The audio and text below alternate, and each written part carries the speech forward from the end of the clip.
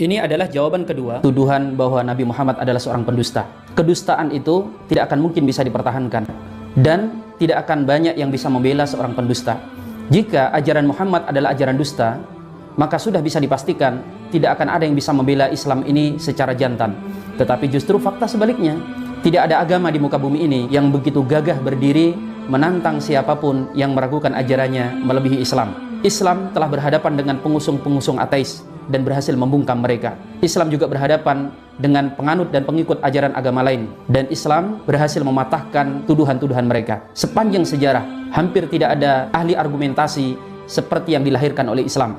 Kita mengenal sosok seperti Al-Imam Abu Hanifah yang dengan sangat mudah membungkam ocehan orang-orang ateis sehingga kemudian mereka mendapat hidayah Islam.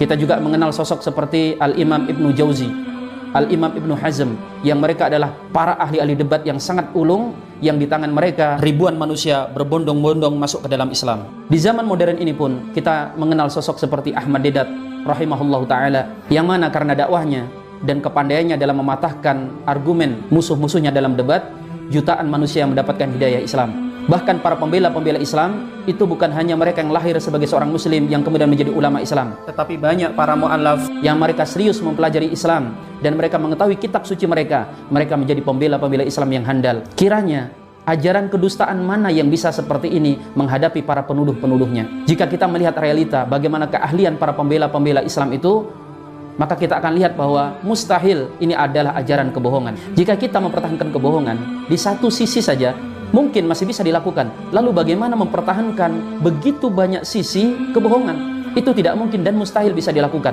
Bagaimana mungkin kita akan menutupi dan membela kebohongan Islam tentang ajaran akhlaknya, tentang ajaran ibadahnya, tentang ajaran muamalahnya, tentang ajaran berbangsa bernegaranya, tentang sejarahnya, tentang ilmu tafsirnya, ilmu hadisnya, ilmu fikihnya, bahkan ilmu sejarahnya. Semua hal dalam Islam diajarkan dan lengkap tercatat datanya, dan itu semua siap untuk didiskusikan. Sampai detik ini nyaris tidak ada tuduhan yang tidak ada jawaban dalam Islam. Semua tuduhan ada jawabannya. Setiap kecurigaan ada penjelasannya. Bahkan kemudian para penuduh-penuduh Islam nyaris tidak ada dari mereka yang berani tampil ke depan secara gagah berhadapan dengan ahli-ahli Islam yang bisa menjelaskannya. Mana ahli debat dari kalangan ateis atau agama lain yang bisa membungkam dai-dai kita? Kalau toh ada, itu ada non-name yang mereka hanya nyinyir di belakang layar yang kelihatannya saja ilmiah tetapi sebenarnya hanya ngacau. Atau ada saja sosok yang kelihatannya pintar tapi sebenarnya omongannya muter-muter saja nggak jelas. Orang yang pintar atau orang yang cerdas sebenarnya itu adalah ketika menjelaskan sesuatu dia sederhanakan dan mudah untuk dipahami. Sedangkan orang yang ketika dia menjelaskan sesuatu muter-muter kesana kemari tidak jelas, itu hanya supaya dia kelihatan pintar saja.